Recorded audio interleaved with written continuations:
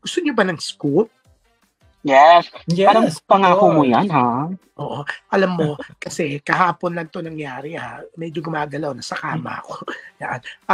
Kahapon lang to nangyari. 'Di ba?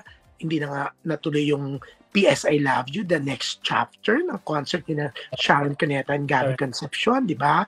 Mukhang malapit. Yes. Eto na. Nag-uusap na ulit ang kampo ni Nancy Yang, ang producer ng concert, at ni Gabby Concepcion. Kay Sharon naman kasi walang problema, di ba? Eto, kahapon lang nagsimula ulit ang negosasyon. Mukhang matutuloy na ang concert pag nagkasundo. At hindi lang dito sa MOA Arena sa Pilipinas, no? Mukhang pati USA and Canada tour ay matutuloy at mukhang kasama pa si Casey Concepcion kung sakasakali, 'di ba? So nag-uusap na nga ang mga kampo ni Nancy and Gabby, 'di ba? Bongga yan.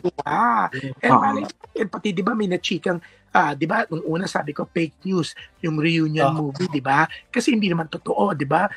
That time. Pero malay mo, after this, maging okay lahat. Pwede naman kasi maging mag-friends yung mag-ex di ba? Malay mo nga, biglang matuloy. Matuloy pati reunion, di ba? So, yan ang aabangan natin, di ba? Ang bongga, di ba? Nakaka-feel good yan, nabalitaan ko nga na nagsimula kahapon, sabi ng source ko. Pero syempre si Miss Nancy Yang, ayaw niya pa magsalita. Kanina, mukhang na-shock siya nang tinatanong ko siya. May nagkwento sa akin, sabi ko, no comment doon niya, sabi niya. Pero abangan natin, sana nga matuloy, di ba? Ikakatuwa yan for sure ng mga Sharon Gabby diehard fans. Kasi sina Sharon Gabby pa rin talaga naman nanguna noong 80s and 90s. At hanggang ngayon, nandiyan pa rin ang mga fans nila. Patunay ang 3 concerts nila. Ang Dear Heart, the concert, una noong October 17, tama ba?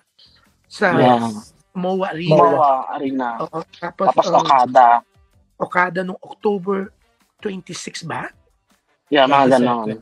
Tapos 27, 28, 17 or 16. November 17. Sa New Star Hotel sa Cebu. Oo, di ba?